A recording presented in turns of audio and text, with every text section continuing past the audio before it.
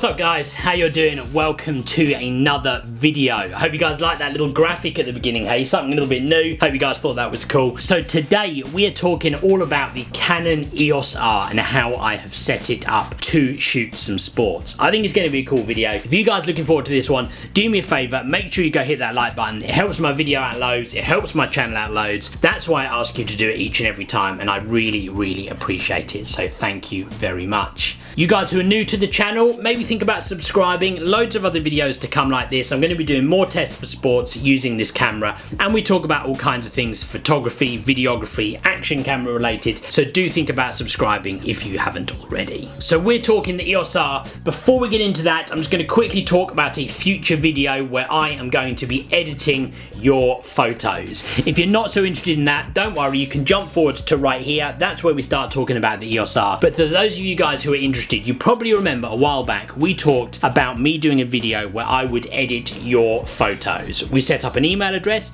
this email address right here, rspeditmyshot@yahoo.com. Now we never really did it. We moved into doing like photo critique videos and stuff like that. And don't worry, all those are still going to come, but right now it is time for us to film that video where I edit your photos. So if you would like to be a part of that and you would like me to edit your photo, send them in to that email address. Now I've got a couple of simple rules, okay? First of all, it's one photo per email. Now I will only pick one per person, so if you want to send like multiple emails with one photo attached to each one, I guess there's no reason why you can't, but I'm only going to pick one.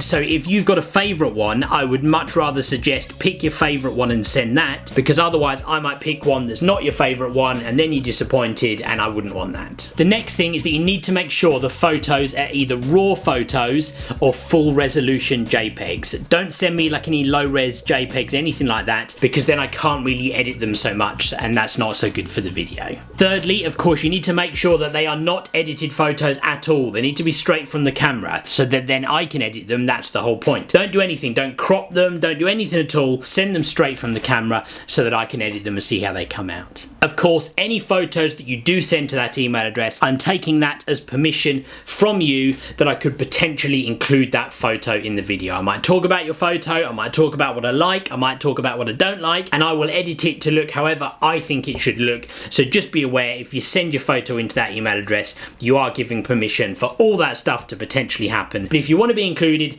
send your photos in. There you go, that's the email address right there. Get going. You've got probably a few days from now and then we will film that video. So for now, we're going to talk about the Canon EOS R. Now, just recently I had an opportunity to give it a bit of a test shooting some sports, some basketball outside here in the UK. If you're interested in seeing that video first, I'm going to link it right here. You could go watch that, then come back to this one. But otherwise, I thought I would share with you guys how I set up the camera, how I set up the EOS R to take those photos. Now, some of the settings I'm going to talk about today are the kind of things that I would set up in any camera to shoot sports, but there's a few which are specific to the EOS R because of how this camera works and some of the options that we have with this camera. I should say, of course, that this is just how I have set it up. It might not be the same for everybody. There might be some settings that people would tweak slightly differently, because especially when it comes to things about like customizing the buttons, then actually you might want to change it slightly and have it set up in your own way. But my view is if you set up your EOS R like this, I think you would be pretty well set up to go take some sports, action, wildlife, really anything that's moving that you want to take photos of. This would be a great way to set up your EOS R. Now I'm filming the back of the camera as well, so we can just go through the menu and I literally will kind of show you what we do. I'm not going to go through every single setting because there are some which I suppose I feel are less important or perhaps aren't so relevant. I'm not going to touch on every single option in this camera because this would be a 3-hour video, but instead I'm going to talk about all the main ones and I guess the highlights.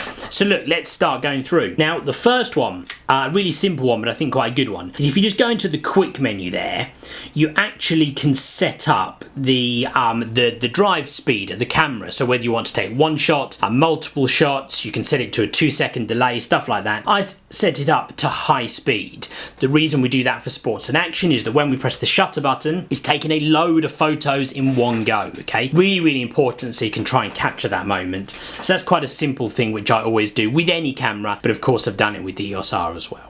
Right, let's go into the main menu. So starting off with image quality. With image quality, for me shooting sports, I'm mostly going to shoot in JPEG. Now, that isn't to say that that's the best way to shoot sports, but the reason I shoot in JPEG is because the majority of the time I will be shooting an event and sending images out live. JPEGs are quicker to work with, they're faster to process, and that's why I shoot JPEG. If I was shooting something for myself or something where I had no deadline, I might shoot RAW because then you can tweak the photos more afterwards. So you guys who are perhaps shooting your kid in a soccer game and you're going to go home and look at the photos, might be worth shooting in RAW in that circumstance because you don't have the same kind of time restraints that I would if I'm shooting live. But like I said, this video is about what I do, so we've set up to JPEG to shoot some sports. The next thing a bit further down is the image review. Now, with the EOS R, and like with any camera really, when you take a photo, you get a quick preview of it on the back of the camera, right? With the EOS R, that preview actually appears in the viewfinder. So the reason I've turned that off is because when I'm trying to track a subject, sometimes that gets in the way. So I've turned that off. It's easy for me to go in and look at the photos if I want to. I don't need the review to be appearing on the back every time I'm taking a photo. So I have that turned off so it doesn't get in the way of my viewfinder. The other setting here which I thought was quite important, not necessarily a sports specific thing, but with this camera, and in fact I think with almost all cameras, you have an opportunity to set it up so it will allow you to take a photo when there's no memory card in the camera. Now, I don't know why they even give you that option, right? I have that turned off always. To me, it just gives you a risk that you'll be out there taking photos and not realise there's no card in your camera. So I always have that turned off. There you go, that's a pro tip for you guys. Pro tip, inside knowledge, don't take photos without a memory card. There you go. Don't tell me you guys don't know the good stuff over here. Don't take photos without a memory card. Pro tips. Okay, then we jump a little bit further over in the menu section. Now, like I said, as we go through, there'll be some sections we don't talk about. That's just because, in my view, there was nothing essential in there for shooting sports. It doesn't mean those sections aren't important. Basically, just means we're not going to talk about them today. So next thing is the white balance. Now, I will have this set to auto white balance. And honestly, probably 90%, in fact, 95% of the time, I will use auto white balance. Sometimes if I'm in a situation where there's some weird lighting, or maybe I know it's going to be constant, like it's indoors, I might set the white balance, but honestly I find the auto white balance to be really good in these cameras, and so I shoot auto white balance most of the time. So that's how I've got it set up. Okay, from there we're going to jump over to some of the autofocus sections of the menu. Now this is a really important area of the menu and the settings when you're shooting sports. The first one is the autofocus operation. Now I will go in here and I will change this from one shot to servo mode. Now what that is doing is that means the camera will continuously focus as you follow a moving subject. Really important for sports, right? If you're in one shot, the camera is going to focus and then expect you to take a photo, and if you don't and the subject moves, you've then got to follow it and refocus again. With servo mode, you can keep your finger on that focus button, and as that subject moves, it will just track the focus. So important when you're shooting sports or action or really anything that's going to be moving. From there we jump down to autofocus method. Now for me, I will normally use the single point autofocus, and I'll normally have that set to the center of the single point. Sometimes I play with this like crosshead one, the next one over. I rarely use these ones over to the right hand side. Normally I'm just using single point autofocus. Now I do that because it's more precise. If I'm shooting a player that's running around and I can focus bang on their chest or maybe their face if they're real close, and it's gonna get the focus specific. I don't want anything too big. I don't want it to be trying to focus on other parts of the image. I want to tell it what it's going to focus on, and that's why I have it set to single point. Sometimes that crosshead one, but most of the time I'm on single point autofocus. Then also in here slightly further down, I would just set the continuous focus to enable so that it's on continuous focus. And then from there, if we jump over a little bit, now you can get to this section where you can change like the tracking sensitivity and stuff like that. You guys who are familiar with the 1DX or the 7D2, you'll know that there were cases that you could go in and you could change all those kind of things. Honestly, I haven't really messed with it too much at all. In fact, I haven't really changed it at all. So I guess my advice for right now when we're setting it up is to leave it as it is, but honestly, going forwards from here, I probably will play around with it and see what works. So it might be worth playing that a little bit. But if you want to go set it up to go and have a go at shooting some sports, my advice for right now is leave it as it is, because it worked fine for me the other day. Okay, we're then going to jump over to a section of the menu where you can customize some of the buttons. Now, I found this section really important. Now, the first thing I'm going to do in here is have this camera set up so that I can use back button focus. I'm just going to do that by setting the shutter button so it doesn't focus. Instead, I'm going to focus with the AF on button on the back. Now, some people won't want back button focus. If you're not a person who uses back button, don't do this part. But if you are, you definitely want to. If you're keen to set it up, this is how you do it. That's the section of the menu that you go to. I always set up back button focus for sports, or in fact any type of photography, so that's how I've set mine up. Now, something else which I've done in this customizable buttons section is I wanted to have a button that I could use to lock an image, to protect an image. The reason I do that is because when I'm shooting a game live, I look through the images on the back of the camera and I will lock the images that I want. I then have my laptop set up so it automatically ingests just those locked images. Again, I'm doing that for speed so I can send images off quickly. So in order to make that work, I need a button on the camera that I can just press one button and it will lock an image. So what I decided to do was set up a button which I think I wasn't going to use too much,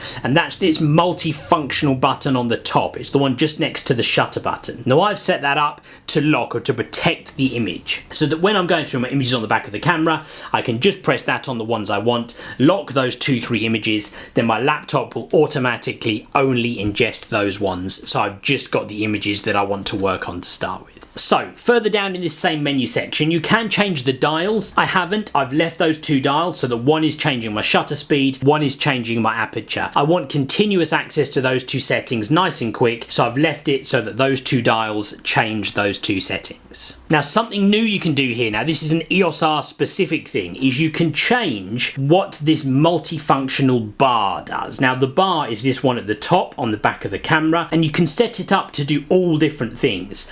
I have set it up to change my ISO level. The reason I've done that is so that at any time, using this bar and these 2 dials on the top of the camera, I've got instant and quick access to be able to change the 3 most important exposure settings: shutter speed, aperture, and ISO level. Now, I'm not going to talk loads about the sports settings for this. If you want to learn more about that, I've done videos all about that, and I'll link those at the end of this video. But just to say very briefly, I will have a very sharp fast shutter speed, so like a 1,000th of a second, maybe even 12/50th of a second. We will have the aperture wide open, so for most of my lenses that would be at 2.8, and then I will set the ISO level to wherever it needs to be to achieve the right exposure with those other 2 settings. Now, what that does is it gives me real quick access to be able to change any of the 3 of them using that multifunctional bar and the 2 dials, and that's why I chose to set up the bar to control the ISO level. Now, that's pretty much it. That's all the settings that I have done to customize, I suppose, my EOS R to shoot sports and action in the best possible way. Now, you guys might want to change some of that. You might want your bar to do something different other than ISO levels. You might not need the lock button in the same way that I do, so you might want your multifunctional button to do something different. There's loads of different things you can do, but I think if you are looking to set up your camera to shoot sports, maybe for the first time, or perhaps use your EOS R for something else and you want to go shoot some sports and action, if you set it up like that, I think you will be pretty well set to go get some decent shots. I got some decent basketball shots the other day. You can go back and watch that video if you want to see some of those photos, or you can go check out my Instagram page. Loads of my photos are over there on the Instagram. At Rob Samble Sport is the best place to see all of those sports photos. If you guys have got any other settings that you would do differently to shoot sports, I'm really interested. Let me know. Stick it in the comments below. Same goes, any questions, stick those in the comments too, and I'll make sure I come back and answer them. I'm going to do other tests for this camera, shooting sports. I'm a real believer that you can shoot sports with this camera. It's not a sport specific designed camera in the same way that like the 1DX series is, but nonetheless you can still get some great sports photos with it, and my intention is to try and do that. I hope you guys enjoyed this video. If you did, make sure you go hit that like button for me. If you're new to the channel, make sure you think about subscribing. Loads of other videos still to come. One other big thing you guys can do for me, make sure you hit the notifications button. That's the bell next to the subscribe button. Don't know what's going on with YouTube YouTube lately doesn't seem to be giving any of my subscribers the notification that my new video is there. I'm getting it as well with the people who I subscribe to. For some reason, it's just not giving me those notifications in my subscriptions feed. So if you turn on that notification bell button, then you should get a direct notification from your phone or your laptop, your tablet. Then hopefully you'll have the best chance of knowing when my new videos land. Guys, thank you very much for watching, and I will see you on the next video.